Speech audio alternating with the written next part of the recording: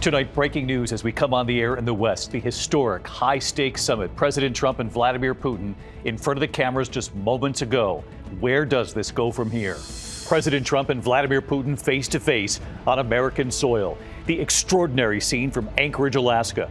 President Trump welcoming Vladimir Putin to the U.S. The warm reception on the red carpet. The two leaders shaking hands. Putin then smiling while riding in the presidential motorcade in the Beast with President Trump.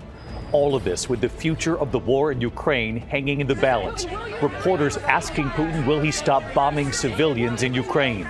President Zelensky, who was not invited to the summit, waiting for that promised phone call from President Trump. Our team from Anchorage, Alaska to the capital of Kyiv in Ukraine, all standing by. What we know so far tonight, and will there be a ceasefire? The other major news this Friday night, Tropical Storm Erin, now officially a hurricane, expected to quickly become the first major hurricane of the Atlantic season. They're now forecasting a Category 4 storm. How close will it come to the east coast of the U.S.? The newest possible tracks just in tonight. The federal takeover of the police in Washington, D.C. Tonight, the emergency hearing and what the judge decided. The Idaho college murders tonight here, the chilling surveillance now released. It shows convicted killer Brian Kohberger's car circling the neighborhood the night of the murders. What it reveals, and tonight what Kohberger is now reportedly concerned about in prison. Tonight, the NCAA hitting Michigan football with major punishments over the sign stealing scandal. The white powder scare in New York City, 5 envelopes and what was inside. Tonight, the hiker at a state park. Authorities say he did not survive after being bitten by a venomous snake. Frightening moments involving a cargo jet trying to land in heavy winds, the plane's right wing scraping the runway, sparks flying and engine damaged. Tonight, the former NFL star, his home ransacked. Authorities say his Hall of Fame ring stolen. And tonight, the event right here on ABC. Dolly Parton is here tonight with a personal invite for you and how you can help. From ABC News World Headquarters in New York, this is World News Tonight with David Muir. Good evening, and it's great to have you with us here on a Friday night. And we begin tonight with this historic high-stakes summit between President Trump and Russian President Vladimir Putin. President Trump going into this summit saying he wanted a ceasefire from Putin in this war in Ukraine, and he wanted it today, coming out of this summit. Moments ago, both leaders speaking, President Trump saying there's no deal until there's a deal, saying there were many points agreed on, but he said, I would say a couple of big ones that we haven't quite got there, but we've made some headway, the president said, but no declaration of any kind of ceasefire.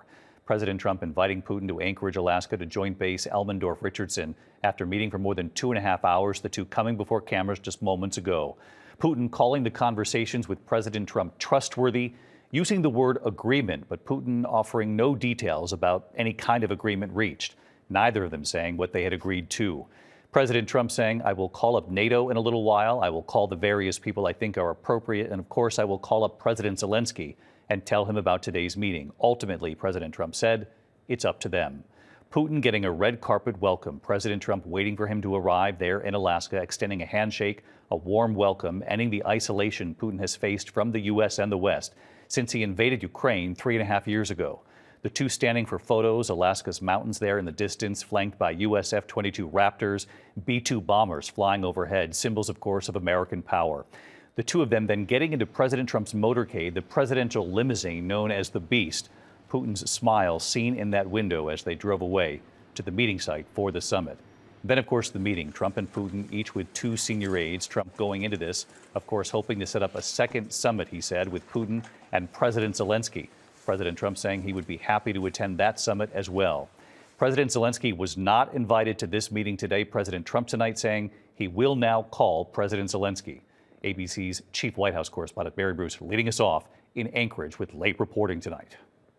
Tonight, after hours behind closed doors, President Trump and Russian President Vladimir Putin emerging from their summit. There were many, many points that we agreed on, most of them, I would say, a couple of big ones that we haven't quite gotten there, but we've made some headway.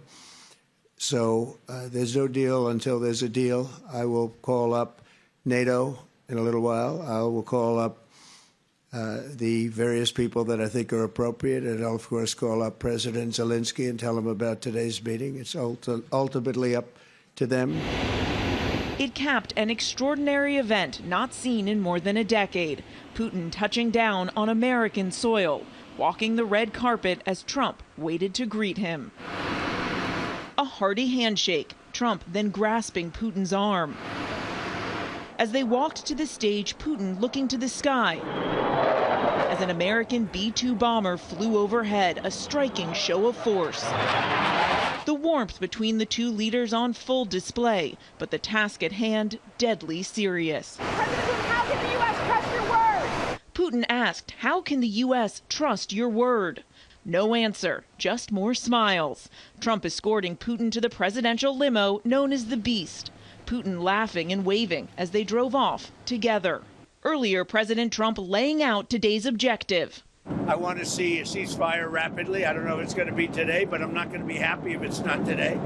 Everyone said it can't be today, but I'm just saying I want the killing to stop. I'm in this to stop the killing. But overnight, with the summit just hours away, Russia continuing its bombardment of Ukraine.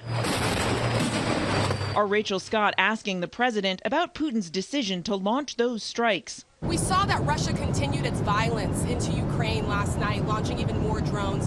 What did you make of that? I think they're trying to negotiate. Maybe it's just his fabric, his genes, his genetics, but he thinks that makes him, gives him strength in negotiating. I think it hurts him. For Ukraine's President Zelensky, who was not invited to today's summit, the lead up to the talks offered no indication Moscow is preparing to end this war. On the day of the negotiations, they also kill people, he added, and that says a lot. Mr. Putin, will you agree to a ceasefire? Mr. Putin, will you commit to not killing any more civilians? That ceasefire top of mind for President Trump as he went behind closed doors with Putin. Joining him, Secretary of State Marco Rubio and Trump's envoy Steve Witkoff, who helped arrange this summit. Putin accompanied by Foreign Minister Sergei Lavrov and his top foreign advisor Yuri Ushakov. Trump had hoped today's meeting would set the stage for a face-to-face sit-down with Putin and Zelensky. He had expected that second meeting would address what he called swapping of territories between the two countries. I've got to let Ukraine make that decision, and I think they'll make a proper decision.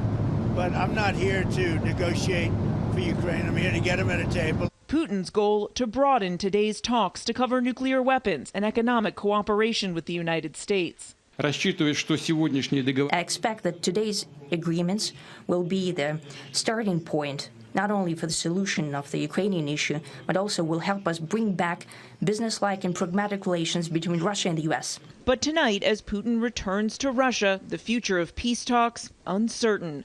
The world waiting and wondering when this war will come to an end. David, a lot of questions remain here tonight. The president just said progress was made, but we still don't know exactly what was agreed to. Going into this, Trump said he wanted a ceasefire or there would be severe economic consequences. But in their remarks just now, neither Trump nor Putin even uttered the word ceasefire. And they didn't mention any future meeting with President Zelensky either.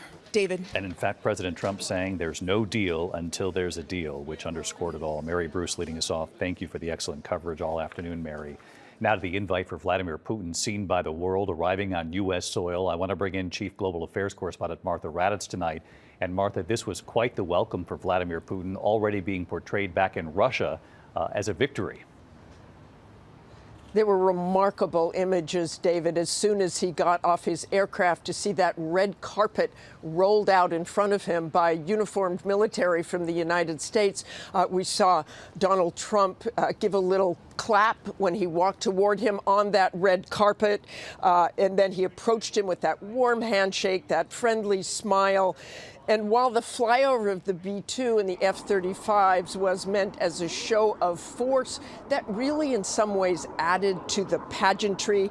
And then we had Donald Trump and Vladimir Putin side by side in the U.S. presidential limousine together in what is called the Beast. And the Russians indeed are already considering this a victory. This is a very stark contrast to images we have seen from Ukraine. David, you have seen them as well. You were there in Bucha.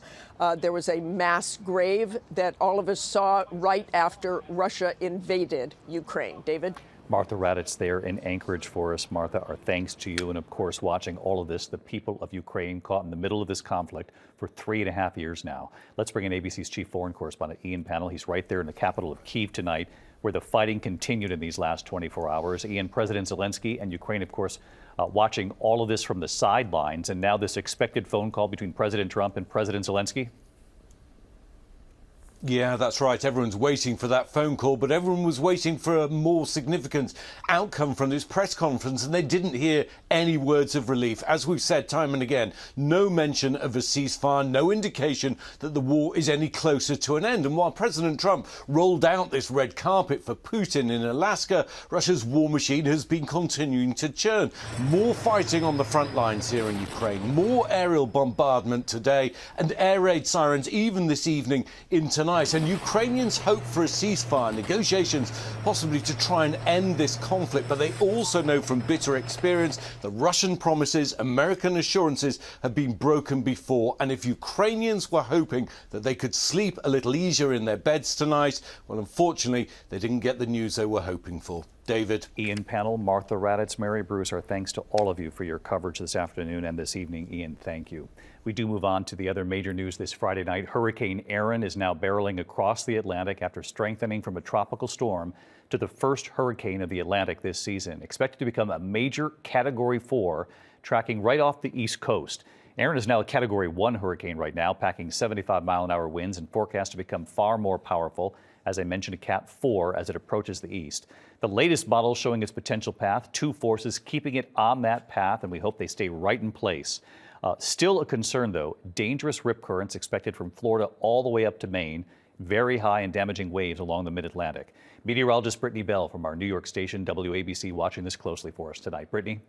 David, today Erin is a Category 1, but by Sunday we could be talking about a major Category 4 hurricane. The latest satellite image shows it bearing down on the Leeward Islands, and the track has it intensifying into a Category 3 as it moves north of Puerto Rico on Sunday, late Sunday night, turning into a Category 4 and moving north in the Atlantic, maintaining that Category 4 status. These are the steering factors: high pressure in the Atlantic, a cold front in the northeast. With this setup, most models have it staying offshore, but still close enough to bring dangerous rip currents along the East Coast Tuesday into Sunday. We're also talking about really high waves. They could see 10 to 12-foot waves along the Outer Banks of North Carolina. Rough surf and high waves possible, too, for the Northeast later next week. David? We'll be following it right here with you. Brittany, thank you again tonight. Now to the federal takeover of the police in Washington, D.C. Tonight, the emergency hearing and what a judge has now decided.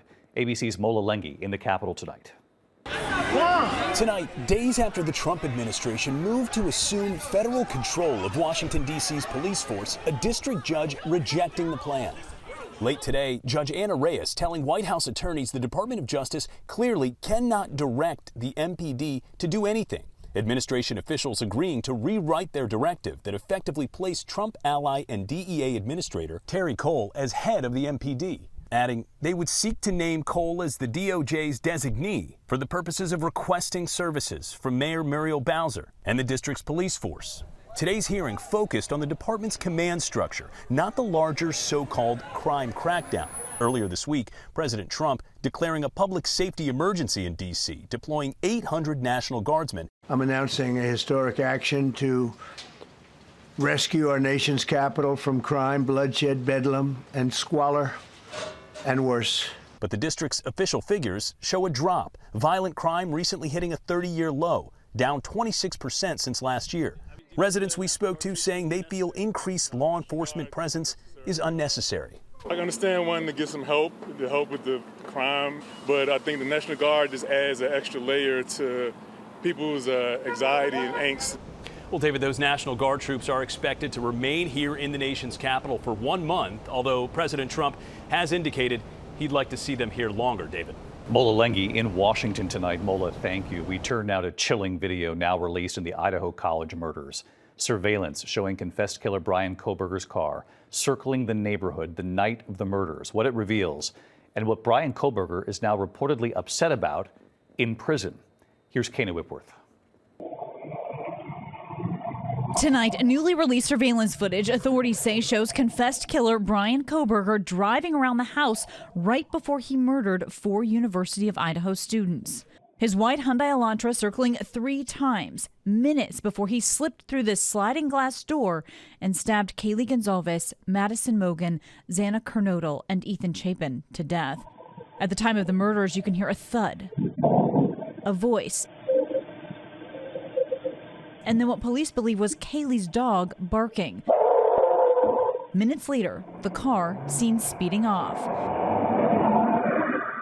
And we're now learning more about evidence experts gleaned from Kohberger's phone. The PhD student called and texted his parents 11 times in the hours after the murders. And they found Kohberger searched online about serial killers even on Christmas night, just days before his arrest. It was ridiculous details about all of these different serial killers.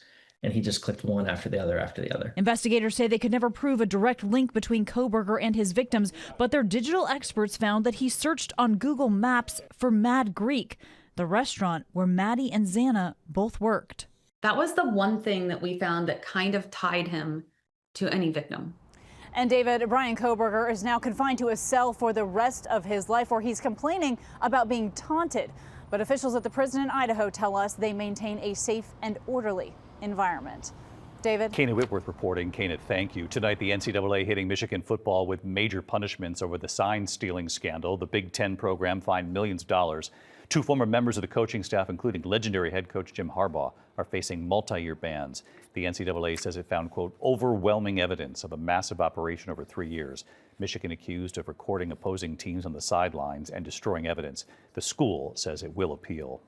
When we come back here tonight, the white powder scare in New York City, 5 envelopes and what was inside. Also ahead, Dolly Parton is here with a personal invite tonight. And the frightening moments involving this jet trying to land in heavy winds. The plane's right wing scraping the runway. More on this in a moment here. Tonight, a security scare at the federal building here in New York City. Hazmat teams on the scene. 5 envelopes containing white powder found in the mailroom of the ICE offices on the 9th floor. The FBI and Homeland Security also in that building. Workers were quickly evacuated. Initial testing shows the powder is boric acid, which authorities say is only generally harmful if ingested. On New York's Upper East Side, a large fire breaking out, flames on the roof of an apartment building on East 95th Street. The fire burning through 3 penthouses. Several firefighters and a building superintendent were treated for minor injuries in that fire. Tonight, the rough landing involving a UPS flight. Video showing the cargo jet rocked by heavy winds while landing in Taiwan. The right wing there scraping the ground, sparks shooting from the runway. The engine was damaged. The crew was not hurt. When we come back here tonight, the American hiker who did not survive after being bitten by a venomous snake at a state park where this happened. And then tonight, the former NFL star, his home has been ransacked. Authorities say his Hall of Fame ring has been stolen. To the index of other news, authorities reporting a hiker has died from a snake bite at Savage Gulch State Park in Tennessee. A witness telling first responders the victim may have picked up the snake. It's believed it was a timber rattlesnake, among the most venomous snakes in that state. Tonight, a break-in at the home of former NFL star and Hall of Famer Andre Johnson, a legendary player for the Houston Texans. His home was ransacked. Several items stolen, including his Hall of Fame ring. He was the first Texans player inducted into the Pro Football Hall of Fame. When we come back tonight, the event right here on ABC Tonight, and Dolly Parton is here with a personal invite. Finally tonight, Stand Up to Cancer here on ABC. Tonight, the invitation from Dolly Parton herself. Hey there, this is Dolly, coming to you straight from Nashville. Join us to beat cancer. It's the extraordinary event. So many networks joining forces, including ABC, Disney, Hulu, ESPN, and it's called Stand Up to Cancer. I lost my biological father and 3 of his siblings to cancer. So many famous faces through the years, raising money and awareness for cancer research. We are going to beat cancer. Singer Sheryl Crow hosting tonight, the Jonas Brothers and Jelly Roll among the performers, and of course, the inspiring stories of survival. Emily Whitehead, diagnosed with cancer at just 5 years old. She beat it thanks to a new revolutionary treatment.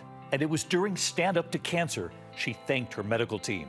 Thank you, Dr. June, Dr. Grupp, and all of the DREAM teams. Holding the signs, charting the years cancer-free. So tonight, right here on ABC, we hope you help stand up to cancer too. And if we join forces, we can end cancer forever. Well, thank you, Dolly, and thanks to everyone who will tune in. Stand Up to Cancer right here on ABC tonight. I'm David Muir. I hope you watch. Have a good evening. Good night. David Muir, the most watched newscast in America. And now, ABC's World News Tonight has won the Emmy for Best Live News Program for the third year in a row.